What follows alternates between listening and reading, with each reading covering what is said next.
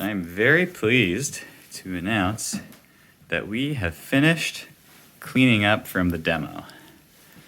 We've got the ram board all pulled up. So we've exposed the floor again. We got all the baseboards off.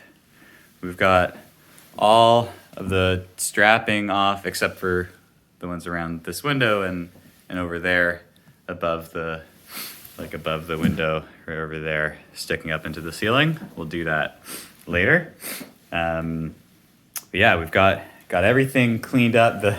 The shop vac at the moment doesn't fit into the other room, so we'll wait until we'll have to knock out one of these studs to let the vacuum through. But yeah, we've got everything outside in our bagsters ready to get picked up on Monday or so.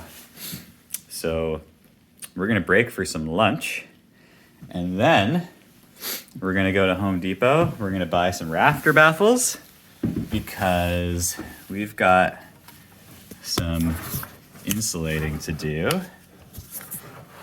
So you can see up here, so that's like one of the rafter cavities. This is like on the exterior rafter cavity.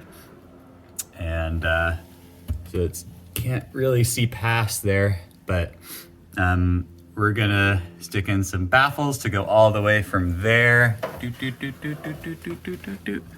over to here at the height of the vertical wall. So the baffles will carry the air all the way up into the attic. We're gonna do that for every rafter. And then we're gonna put in some insulation in between these rafters. They're only 2x6. Yeah, so we're gonna do that. And then the last thing we're gonna do today is put poly all over every single wall, because we have our closing home energy audit tomorrow, and they have to do a blower test. And the only way the blower test will be accepted is if there are no open exposed walls. So this is the agreement that we came to, that if we just polyed everything, that we could do the test, and then we could get all of our money back for the solar panels, which is amazing. Anyway, so that's the state of things.